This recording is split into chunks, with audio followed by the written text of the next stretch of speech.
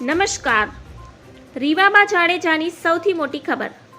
લોકસભા ચૂંટણીમાં જે રીતે ખાસ રાજકોટથી શરૂ થયેલા ક્ષત્રિય આંદોલનના છાંટા સમગ્ર રાજ્યમાં જોવા મળ્યા હતા, તેને ધ્યાનમાં રાખીને કોઈ ક્ષત્રિય ચહેરાને મંત્રીમંડળમાં સ્થાન મળી શકે છે.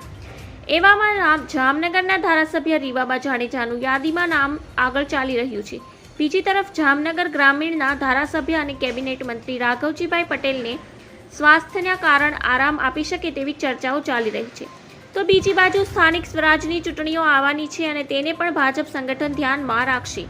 જેતપુરના ધારાસભ્ય જયેશ રાદડિયા, જેની સ્થાનિક લેવલ પર બહુ સારી પકડ છે અને ઇફકોના ડિરેક્ટર પણ છે, આ રણનીતિના આધારે તેને ફરીથી દાદાની સરકારના મંત્રીમંડળમાં સ્થાન મળી શકે તેવી વાત ચાલી રહી છે.